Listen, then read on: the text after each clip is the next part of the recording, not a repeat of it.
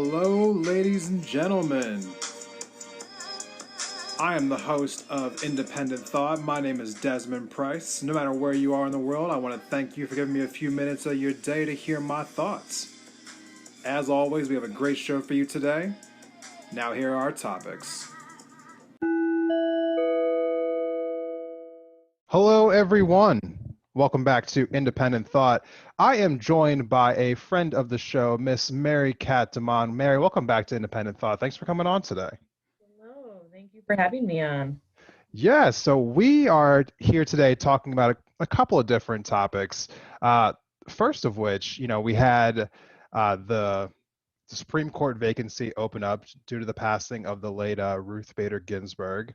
So that is definitely a subject that we're going to talk about today, and that will be the main focus of our podcast. But before we dive into that subject, we are recording this episode a couple days after the presidential debates. So I kind of wanted to start off with that topic here and just kind of pick your brain a little bit about what Yeah. exactly was your takeaway from the quote unquote debate that we saw this week. I think that for anyone watching, it was, as I would say, as frustrating for me as any person who is not, basically a big Trump supporter. I think that the Trump supporters left the debate feeling very happy, but I think that's probably where it ends. I think everyone else is very frustrating, between people who are libertarians, between people who are independents, and even like your moderate, or your even some of the left-leaning Republicans have been upset by what happened, because you couldn't really Right. hear the opinions of the candidates, which is the point of having a debate. So I was pretty upset. I mean, obviously, I'm pretty decided. And I think that this election, most people are going in very decided. But I think for people who aren't, they're really the ones who are missing out, when these kinds of things happen. Yeah, no, I understand where you're coming from completely. Yeah, And it's something that I also agree with. I mean, I also have my mind made up as far as the fact that I know I'm not going to be voting for President Trump for the election exactly. this Yeah. year. But I think the point is that like I don't want to absolutely just despise the man. Like I wish that like I didn't hold so much contempt for him, but I feel Yes. as though Yeah. every time that he has the ability to be more presidential, he chooses not to be. And his defenders will say that, oh, well, everyone's unfair to him, so he has to be more aggressive. And I can understand why they would feel that way, but I think there's a difference between standing up for yourself and being a bully. I think there's a difference between standing up for yourself and not holding a constructive conversation, because there was nothing constructive about what he was doing. I mean, they both agreed Exactly. to the format of the debate.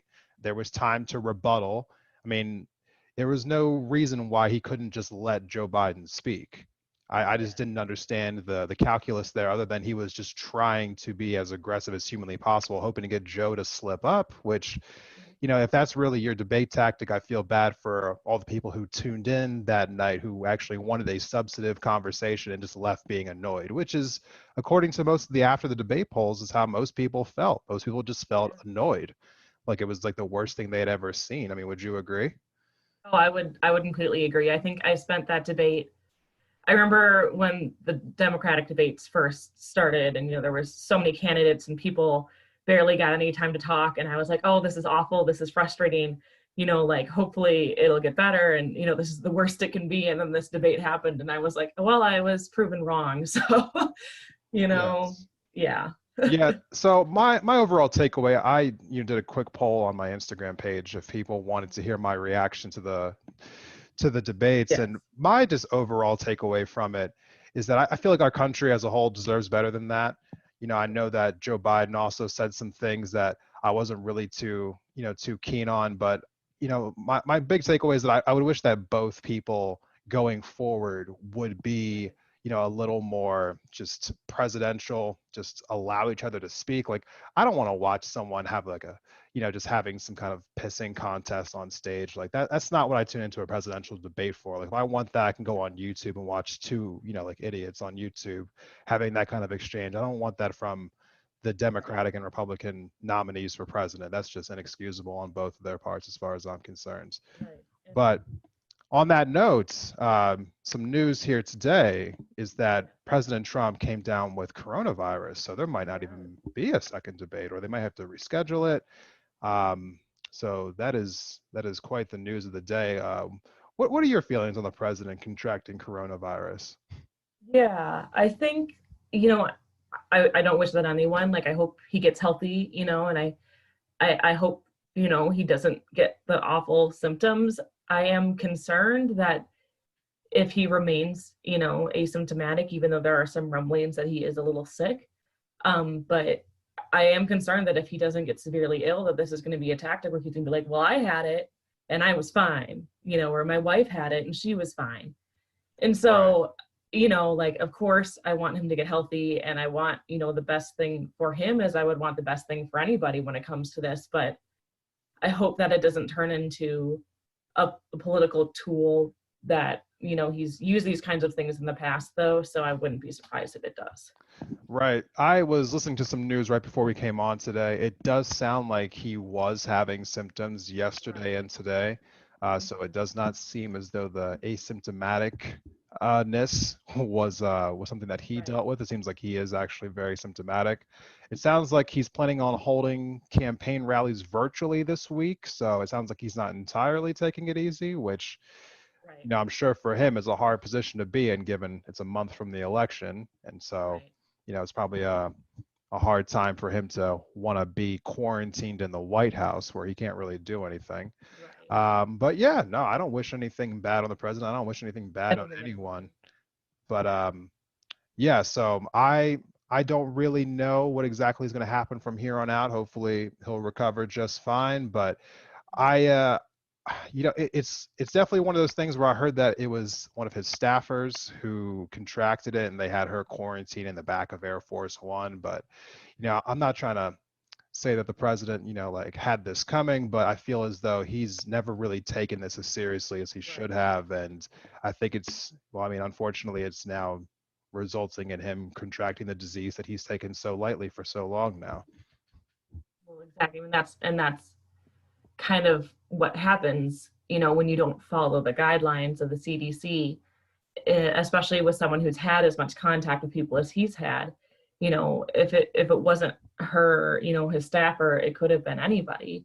And so I think that as much as I hope that he wouldn't catch it, as much as I hope that anyone, that no one catches us, sorry, I hope that he doesn't catch it as much as I hope that no one catches it. Right. um but it is kind of what happens, like, this is a extremely contagious thing happening. So, I just hope that he gets better. And I don't um I think it's unfortunate that he can't campaign a month from the election. I don't think, him losing because he can't campaign is fair to him or to anybody. So we'll see what happens. We will. And we're going Yeah. to take a quick break, but when we come back, we are going to discuss the Supreme Court vacancy and the potential future Supreme Court Justice, Amy Coney Barrett.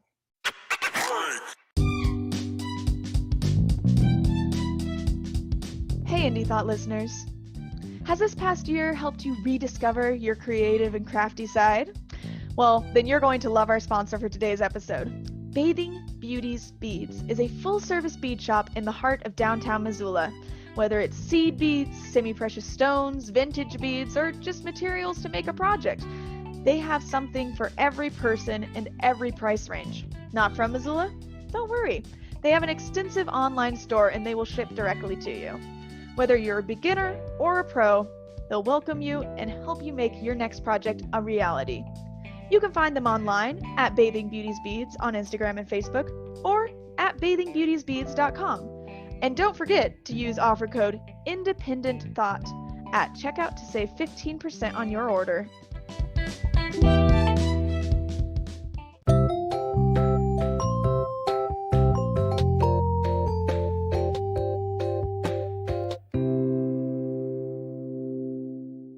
Welcome back from the break, everyone. We are still joined here by our friend Mary Catamon. Mary, thanks for sticking with us through the break. Yeah, glad to be back. So we are talking today about the Supreme Court vacancy. As noted in the beginning of the episode, we just recently had Ruth Bader Ginsburg pass away. And President Trump has nominated Amy Coney Barrett to potentially replace her. Now, the Senate has yet to confirm her because they have yet to actually, like have the procedures that go through that. But it does seem like a foregone conclusion that it's going to happen because the Senate has, a majority on the Republican ends, and the Democrats honestly have no power to stop this from happening whatsoever. They have some procedural tactics that they were talking about, but they've kind of, quietly hinted at the fact that they don't really have any way to keep this from happening. So presumptive justice Amy Coney Barrett will be taking the bench here pretty soon. What are your thoughts on the new justice that we're going to be having as far as her taking Ruth Bader Ginsburg's seat? Yeah, so I think that with anything and with looking at anyone who's going to be a public figure, I like to bring up things that I like about them, even if it's someone who maybe I'm not totally interested in having on the Supreme Court. Yeah. I think in terms of like people that Donald Trump could have picked, she makes a lot of sense on his side. It's not like sometimes when we watch him pick people for the cabinet and you're like, that person has no experience in that field, like what is he doing? She makes sense. I mean, she was in the appeals court. She's been a professor at Notre Dame for a long time. I think that I do appreciate that he picks someone with experience. And I would say someone who's I would say she's likable in a lot of senses. She's definitely a human, which, sometimes I think that he doesn't always pick people who are relatable, but she is. Now, with that being said, I don't really agree with her stances on pretty much anything, because she's an originalist. She was mentored by Scalia, and there were things about Scalia I liked as well. But the problem with originalists is that they believe that, the Constitution, there's no room for making changes in that kind of sense. Not that there's not room for amendments, but they think that, what's in the Constitution is in the Constitution. It should be taken pretty literally. And it's also the same when you look at the Articles of Confederation. And I think that the world changes, and it's not the same now as it was during the American Revolution, and that's okay. But I think that constantly following what the Constitution has to say puts us in a dangerous position when it comes to other countries that are moving and improving. We don't want to stay stagnant as a nation. And that's my fears when it comes to her. Right. So I did a little bit of research on Amy Coney Barrett when I knew that we were going to be making this episode today. I originally had watched her brief speech that she gave when the president nominated her a week ago. And before knowing really anything about her, the overall takeaway that I had was that she didn't come off to me as this diabolical human being the same way I kind of felt when, Kavanaugh was being introduced, Right, like yes. 2 years ago. So I decided to try to be as impartial as I could, knowing that I personally did not know enough about the Supreme Court. So I decided to go do a little bit of research. I spent an hour last night watching her give this lecture. It's called the Hasberg Lecture. And you can look this up on YouTube if you desire. It was from 2016. It was given at, I believe, Jacksonville University. It was held 5 days before the 2016 election. And basically, she was discussing her views on the Supreme Court and what exactly the court's role is in America, and the difference between what she characterized as a conservative judge and a liberal judge. Like, she doesn't really view those two terms as being partisan, but rather conservative, meaning like what you were saying, like interpreting the Constitution as it was framed, at its founding, versus liberal judges being people who want to expand off of what the Constitution means and kind of try to take the country a little bit forward. So she really resents the idea of the words conservative and liberal being used in their current partisan framework.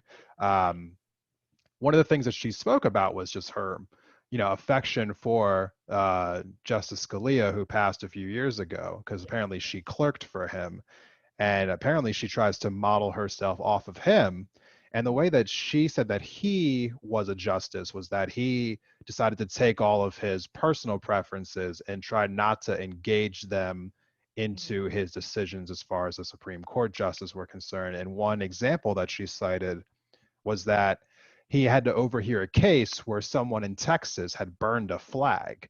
And he personally was really like appalled by someone who was burning a flag, but he felt like it was his constitutional duty to interpret the Constitution as it was written. And he determined that even though he personally hated this act that happened, he thought that it was that person's constitutional right to express their freedom of speech through the burning of the flag. And so he voted for that person's right to do so. Right. So with all that being said, my overall takeaway is that if she claims to be someone who feels the same way that he does, I have a hard time being so resistant to somebody who is willing to put their personal feelings aside and just interpret the Constitution as the Constitution versus trying to, push their personal biases onto it. Right. And I completely agree. I think there is, again, like, I really respect that about the Supreme Court, and honestly, about the way that judges are supposed to be in our our judicial system in the United States is supposed to be, because it isn't supposed to be this bipartisan, conservative, liberal kind of concept. It is supposed to be more of that, there's the originalist, and then there's the people who believe, in expanding upon. And I think that both are necessary to have a good balance. I think if we only had people who, saw the Constitution for what it is and believe in it only for what it is, I think that we would have a lot of issues in the United States still today. But I think that if we also only expanded, and didn't look at what our founding fathers meant, we would also no longer really be the United States of America. I think that there are things that people will say something and I'll be like, well, yes, that might be the case in Finland, but we're not Finland. When people Right. say, like different things, I'm like, but this is the US and there are going to be differences, and that's okay. So I think that I really respect that about her. I do have concerns, because I just don't think we're going to agree on some issues, and that's okay. But I really do like that she is young and a woman, Yes. and I appreciate that he picked, a younger woman, because sometimes I feel that, there's women, and especially because I am moderate, and I think most of the women my age who are represented in politics are going to be very liberal, which is great. I love to see that. But it's nice to see someone who isn't super liberal, who's a younger woman, even though I'm only 23, but Right. sometimes I feel like I'm 48. Hey, you know what? There's nothing wrong with being, politically conscious about what's going on in the world. Right, And exactly. I think that I know that, President Trump, probably picked a woman because he probably saw his struggling poll numbers with women across the nation, which, Right. To be fair, still a good thing. Doesn't matter I mean, I'm sure he didn't have the best intentions, but, it's still an important thing that he did that. Right. I am under the belief that, just talking on the Supreme Court really quick, and I wanted to pick your brain on this. I'm under the belief that I don't like the idea of the lifetime appointments. And let me tell you why really quickly here. Mhm. I don't think that it's fair to the justices on multiple levels. If you are in your 80s and maybe you just want to just retire, I mean, I don't think that you should be pressured to wait, until, another president comes into office because you don't want to leave while a current president is in office for political reasons. It just feels really just nasty to me, the pressure that's put on these justices to retire when the country wants them to versus when they want to. And so I think it'd be better off for the country, but especially the justice as a whole, if they just had some kind of term, not essentially where they would need to get reelected like a normal politician, but just a standard term. Maybe if they would get elected, that they would just hold that court for 20 years, let's just say. And then after the end of their 20 years, that they would just be rotated out by whoever the president was at that point in time. So they wouldn't have to feel this unnecessary pressure to wait to retire. Because maybe, Ruth Bader Ginsburg wanted to retire a couple years ago, but she couldn't because she felt pressure to stay in because President Trump was in office. And I feel bad if that was the case. Maybe she passed not really wanting to be on the court anymore. I mean, I don't know that for sure, but I just hate that the justices I feel that sort of pressure. What do you think? I would agree. I think that because I think that if I was in that position, like if, I got lucky enough to get nominated for the Supreme Court, of course you're going to say yes. But in the back of your mind, you do always have that idea that, this is now the rest of your life, right? Yeah. And I think that in any position, like anything, no one wants to be stuck in a moment in time where this is the rest of your life, and that. Or this is the rest of your life until you step down, and people really insult, I think, sometimes when justices step down, depending on the time that they step down. I think that, when Ruth Bader Ginsburg passed away, there were people who were immediately upset, rightfully so, because she didn't step down when Obama was in office. And, now we're kind of in this position where there's going to be someone appointed who's very different than her, than her ideology. With that being said, I think that, like a 20-year limit would be good, because there's people also on the Supreme Court who were appointed when George W. Bush was in office. And when George W. Bush was in office, I was a kid. And the and I think country was a about different that. place. Right. Like the United States was different then than it is now. And I'm not saying that they don't have the right to lead or that they shouldn't be leading, but I am saying that it's interesting to have an impact from, 2 presidents ago still there. So I think that's another point to look at it too. And I think in respect to the justices having a 20-year term, because at least then, when your 20 years is up, it doesn't really matter who's president. It's time to go, and that's okay. And I think that sometimes there's an honor and a respect to that. So Yes, and it's not exactly like it's a short term either. 20 years is still an incredible exactly. chunk of time. And a lot of these Mhm. justices, I mean, if you think about it just like logistically, we're talking about Amy Coney Barrett being a young justice, like young in the sense of like I think she's 47 years old, I believe. So, Yeah, I she's mean, 48 years old. Yeah. so she's 48 years old. Like, that's not young for the rest of us. I mean, No. like no offense to any people who are older listening to this, but like 20 years from now, she'll be 68. I feel like is that not a perfect age to retire? I mean, we already have the retirement age at 64, I believe, so, or 65. But I think the point that I want to finish here on is that I was trying to examine Amy Coney Barrett's record a little bit more to kind of figure out what kind of justice she would actually be and what kind of cases are coming up on the Supreme Court. And there is a case coming up that everyone's mentioning, which is the Obamacare case that's coming up the week after the election. And just for a little bit of context for people, in that lecture I was referring to earlier, Amy Coney Barrett actually referenced Obamacare back in 2016.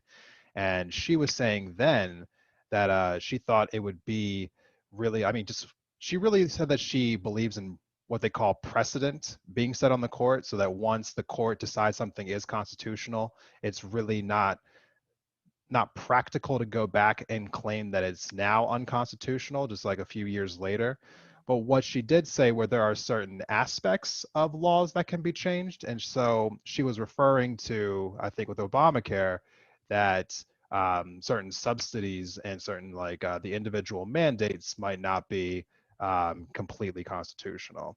And so, as we know, President Trump has gotten rid of the individual mandate, which now no longer punishes people if you decide not to get health care.